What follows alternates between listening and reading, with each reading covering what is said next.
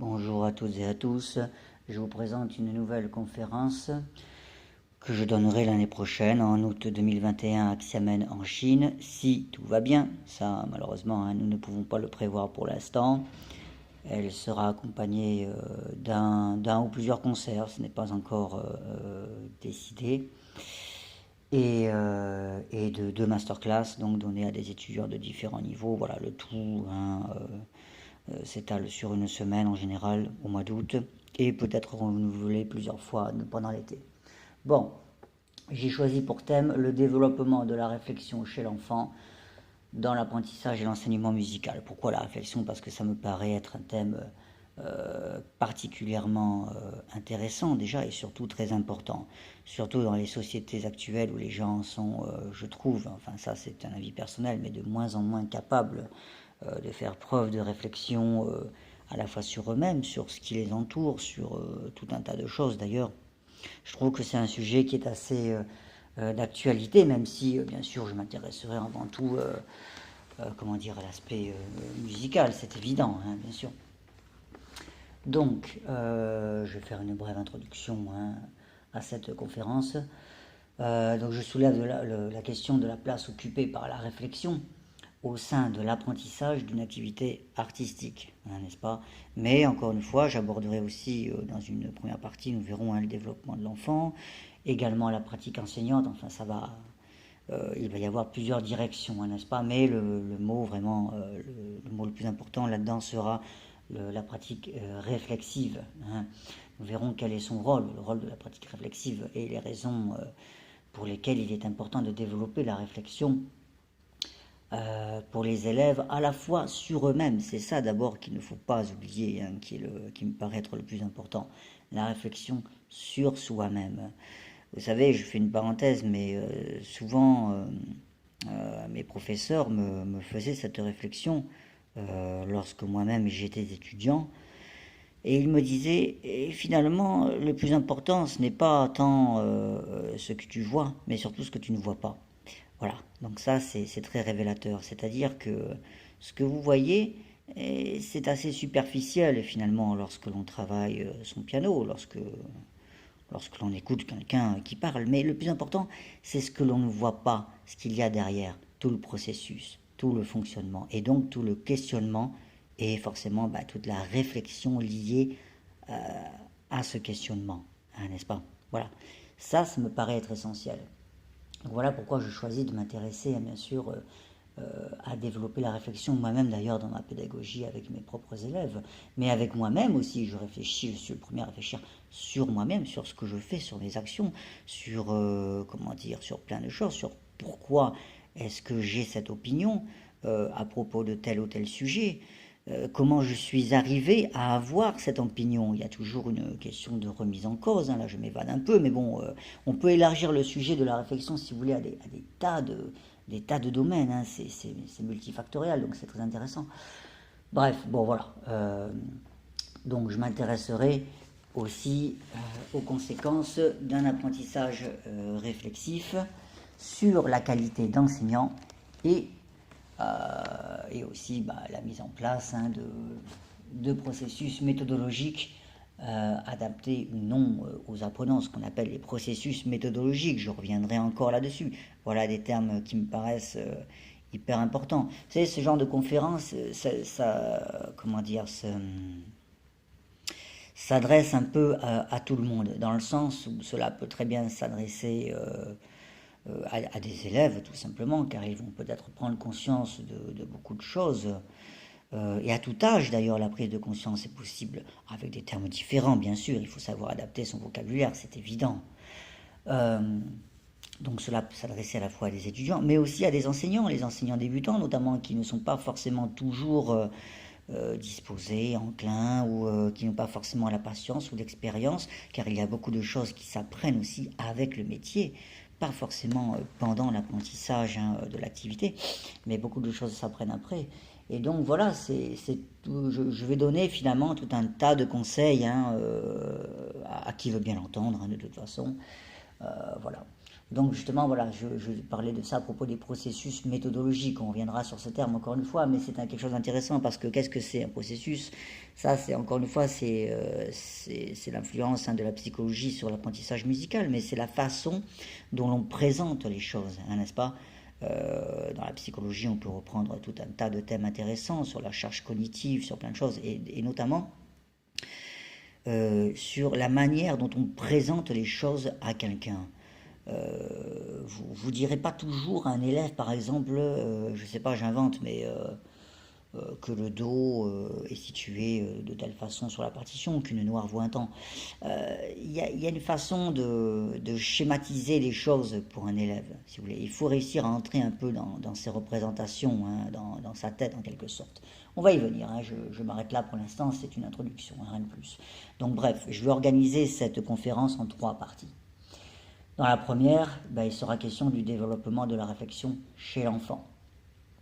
Là, je parlerai un peu en tant que père, hein, moi aussi, hein, donc voilà, hein, je partagerai aussi un peu mes expériences et ce que je constate aussi, ce que j'observe autour de moi et ce que j'ai pu aussi beaucoup observer avec les différents enfants que j'ai pu croiser de par mon métier et également les différents styles d'éducation que j'ai pu aussi côtoyer, hein, par rapport aux parents d'élèves.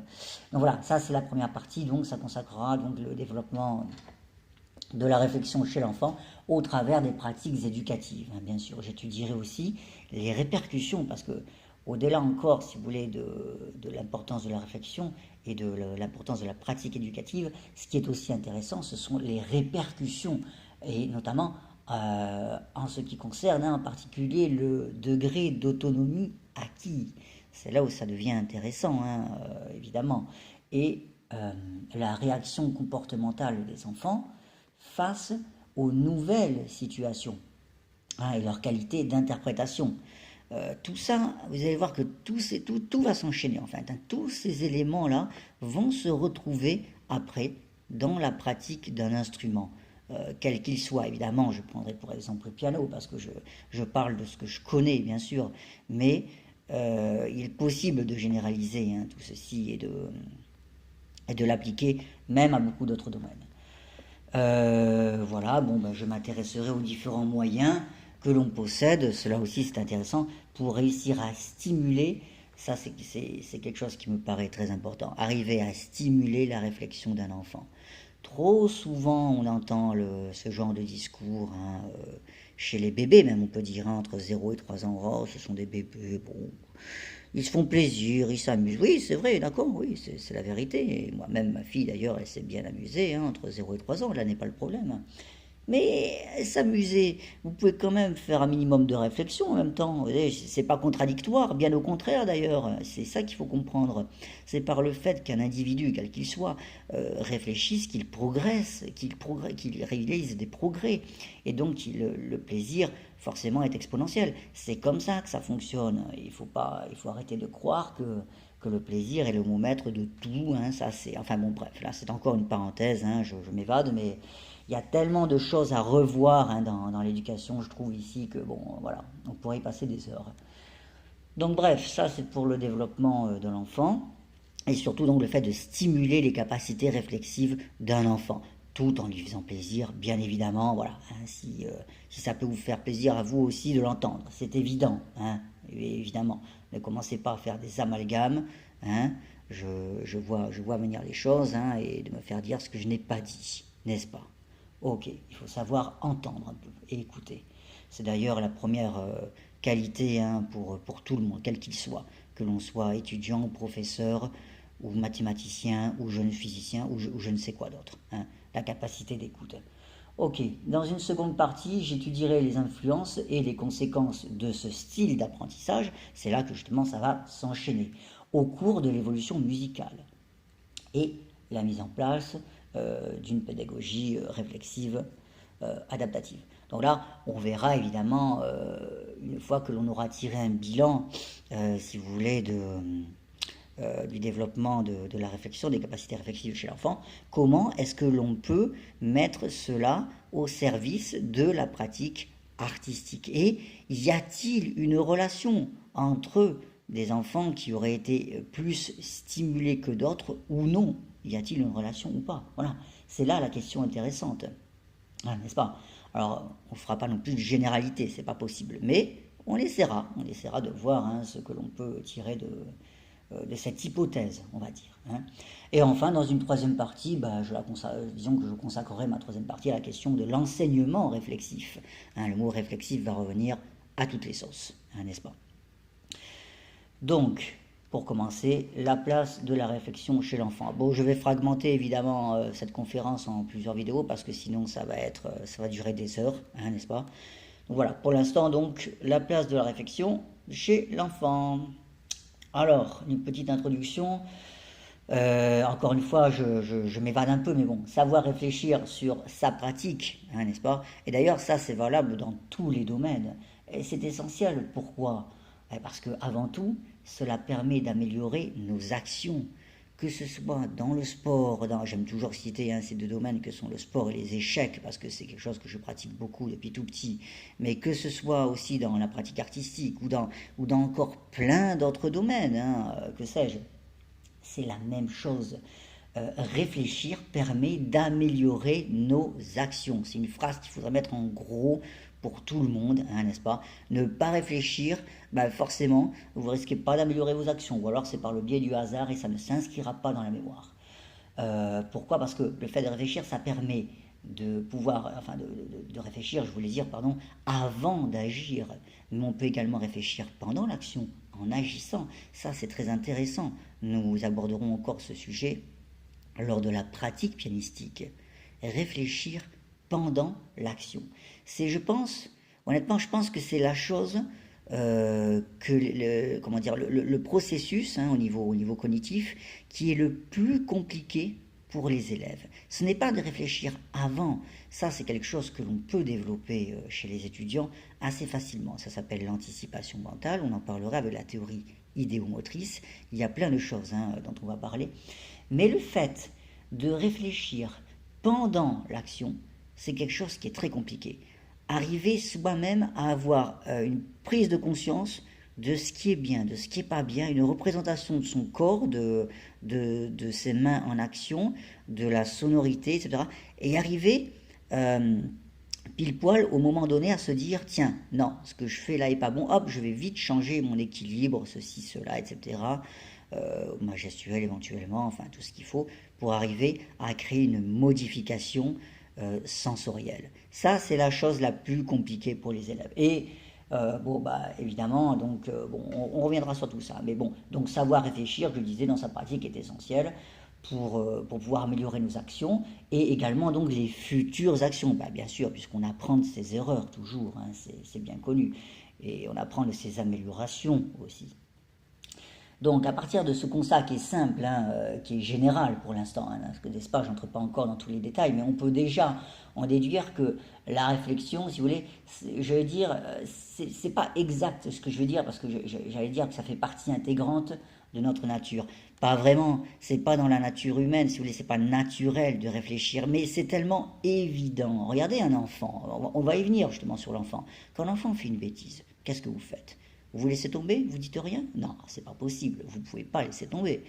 Bon, vous essayez de lui expliquer. Vous n'êtes pas obligé de le gronder, évidemment, mais vous essayez au moins de lui expliquer que ce qu'il a fait n'était pas bien, pourquoi, comment, qu'est-ce qu'il faut faire, etc. C'est comme ça. Et l'enfant va comprendre de lui-même et c'est ainsi que son esprit grandit. C'est évident. C'est des principes de base, ça. Et le problème qui se passe, c'est que souvent, les enfants ou les ados, lorsqu'on les met au bout de quelques années au piano, perdent complètement la capacité de réflexion. Et même d'ailleurs chez les adultes. Alors chez les adultes, en fait, ça dépend. Ça dépend vraiment de leur passé. On sait qu'il y a toujours une trace indélébile qui provient de notre éducation. Bon, je m'évade encore, mais chez eux, c'est très variable, chez les adultes. Alors que chez les enfants, on le voit assez fréquemment, malheureusement. C'est un défaut, je le répète, de l'éducation actuelle dans notre pays. Je ne me prononce pas sur les autres pays parce qu'encore une fois, je parle toujours de ce que je connais, mais pas de ce que je ne connais pas. Mais en tout cas, voilà, donc tout ça pour dire que ce principe de réflexion devrait être beaucoup plus mis en valeur actuellement dans nos sociétés. Et donc, certes, la réflexion ne fait pas peut-être partie intégrante comme j'aurais souhaité le dire, j'aurais voulu hein, le dire de notre nature, mais devrait, en fait, c'est ça que l'on devrait dire. La réflexion devrait faire partie intégrante de notre nature, c'est tellement évident. Enfin, il apparaît donc comme une évidence, voilà, c'est ce que je voulais dire, hein, de devoir enseigner au moins, vous voyez, même si c'est pas naturel, mais ça paraît évident de devoir l'enseigner, ce comportement réflexif. Alors là, je me place en tant que père, certes, à nos enfants, mais aussi en tant qu'enseignant, je peux me placer par rapport à nos élèves, par rapport à n'importe qui, je veux dire, éveiller le comportement, stimuler ce comportement réflexif chez n'importe quel individu afin de faire évoluer plus rapidement à la fois leur développement intellectuel. On verra hein, que ça, c'est ce qu'on appelle l'épigénétique. Hein. La musique influence hein, automatiquement l'interaction avec l'environnement, on appelle ça. La musique influence biologiquement hein, nos fonctions cognitives, etc. Donc il y a un principe de développement intellectuel qui se fait plus rapidement lorsque l'on a développé certaines capacités réflexives, n'est-ce pas, avec l'apprentissage musical. Mais bon, bref, de toute façon, quoi qu'il en soit, voilà, hein, pour finir toute cette chose-là, on peut dire que le fait de réfléchir est forcément bénéfique hein, au niveau des fonctions cérébrales, au niveau de tout, hein, n'est-ce pas? Et pas que pour ça d'ailleurs, hein, pour soi-même, pour la confiance en soi, pour énormément de choses. Donc, alors, ce que l'on peut dire, alors ça c'est une phrase justement, bah, vous voyez, je parlais, j'ai anticipé comme quoi hein, ce que je voulais dire juste là, mais je parlais d'interaction avec l'environnement, je crois que ça c'est la phrase vraiment à mettre en gros, l'apprentissage, qu'est-ce que c'est? Bah, en fait c'est une modification de la capacité à réaliser une tâche sous l'effet d'une interaction avec l'environnement. Celle-là, vous pouvez l'afficher en gros, elle devrait être affichée dans toutes les écoles, je pense, hein, franchement, honnêtement. Je l'ai tiré de, je ne sais plus exactement d'où, ce serait bien d'avoir la référence, malheureusement je ne l'ai plus. Et voilà, l'apprentissage est une modification de la capacité, une modification, c'est-à-dire que quand on apprend, automatiquement on change quelque chose en nous, il y a une évolution, il faut le comprendre, c'est pas juste je reste dans ma zone de confort tranquillement et j'apprends, ben non, pas du tout, c'est justement le contraire, c'est une modification de la capacité, de nos capacités à réaliser une tâche sous l'effet d'une interaction avec l'environnement, toujours cette histoire d'interaction avec l'environnement, ça va être, enfin pour moi, hein, c'est quelque chose qui est omniprésent vraiment alors à la fois comment dire, dans l'apprentissage musical, mais dans de très autres nombreux apprentissages, l'interaction avec l'environnement, au niveau social, au niveau culturel, au niveau personnel, au niveau émotif, gestion du trac, etc. Hein, n'est-ce pas? On dit toujours il faut deux hommes pour en faire un. Il y a toujours une histoire d'altérité, de dualité. Enfin bon, ça ce sont encore des thèmes hein, que l'on abordera dans d'autres conférences. Mais en tout cas, voilà, il faut vraiment cette interaction. Et même d'ailleurs dans le domaine de la psychologie, elle est extrêmement intéressante. Il y a beaucoup d'expériences hein, qui sont faites, notamment au niveau traumatique. Hein, n'est-ce pas, avec la mémoire traumatique, avec les facteurs de protection hein, chez les bébés. Bref, je m'arrête là parce que j'ai tendance à trop m'évader de toute façon. Bon, alors donc, ce qu'on peut dire, c'est que dès la naissance, le bébé, il est en quelque sorte génétiquement programmé pour apprendre. Eh ben oui, ça c'est... Hein, on entend trop souvent hein, ce discours, je le répète toujours, ah, c'est un bébé, gna, gna, gna, etc. Oh bah oui, oh, bah, on le laisse jouer. Bah oui, mais il faut qu'il apprenne, le bébé. C'est justement l'âge idéal, il faut le savoir. Entre 0 et 3 ans, le cerveau est comme une éponge. Il est capable d'assimiler énormément de choses et les gens ne se rendent même pas compte. C'est l'âge idéal. Moi, je serais pour, vous voyez, au niveau éducatif, mais bon, après, c'est une solution qui tient pas forcément la route, ce que je vais raconter, mais moi, je serais pour, justement, retarder le moment du passage à l'école pour essayer de développer encore plus la faculté de réflexion des enfants entre 0 et 3, éventuellement entre 0 et 4, 0 et 5 ans, parce que c'est là où ils doivent découvrir, où ils doivent avoir une certaine liberté, une certaine... comment dire, une certaine découverte hein, de toute la vie, de tout ce qui se passe autour et l'interaction avec l'environnement. C'est là qu'elle est la plus importante. Alors après, c'est... Bon, voilà, c'est ainsi. Bref. Donc, et il faut savoir aussi que même pendant la grossesse, en fait, le bébé développe déjà certaines fonctions cognitives. On le sait notamment au niveau de l'émotion avec la maman. Mais je suis sûr que dans les années à venir, nous allons encore faire de nombreuses découvertes à ce niveau-là. J'en suis sûr, il faut se renseigner. Mais pourquoi dit-on toujours hein, que comment dire, pourquoi dit-on toujours que la maman enceinte doit bénéficier d'un entourage stable, calme, il ne doit pas y avoir de violence conjugale, etc. Bon, ça, déjà, la violence conjugale, ça paraît évident, hein. Mais même pas de tension, si vous voulez, de choses comme ça. On pourrait dire, ah, ben parce que ça la perturbe, etc., etc., elle est enceinte. Oui, mais il n'y a pas que ça, c'est pas ça. C'est qu'en fait, le bébé, déjà, son système émotif se développe pendant la grossesse, y compris les fonctions cognitives. Et sachez que tout ça se reflète après justement dans les fameux facteurs de protection que l'on a, que les bébés développent lorsqu'ils sont déjà nés. Mais en fait, dans le ventre de leur mère, ils le développent déjà, ce facteur de protection émotif. S'il y a eu une niche sensorielle, on appelle ça une niche sensorielle, qui était sécurisante, stabilisante pendant le ventre de leur mère, les bébés naissent avec déjà ce sentiment de stabilité et de sécurité qu'ils vont comment dire, qu'ils vont te garder en mémoire tout au long de leur vie et qui va être développé bien sûr avec l'attachement, ce qu'on appelle l'attachement qui est la chose la plus importante, hein, n'est-ce pas? C'est ce qui garde en nous une trace de base sécurisante lorsque un traumatisme arrive, etc., etc., d'accord? Mais donc bref, tout ça pour dire que vous voyez, tout ce qui se passe au niveau émotif chez le bébé pendant la grossesse, c'est la même chose avec les fonctions cognitives, tout se développe. Bref, bon voilà. Donc, ce que je voulais dire, c'est que le bébé donc, est génétiquement programmé pour apprendre. Par exemple, il est capable de reproduire, ça on le voit tout le temps, hein, des imitations de modèles, les mouvements du visage, les mains, etc., que lui présente un adulte, ou même d'ailleurs un autre enfant. Mais ça montre quoi? C'est des exemples basiques comme ça. Ça montre que le cerveau, d'emblée, il est réceptif à l'apprentissage culturel humain. C'est ainsi, dès la naissance. Et nous y viendrons hein, sur les modes de fonctionnement, justement, hein, cérébraux, sur tout ça, ça va être intéressant.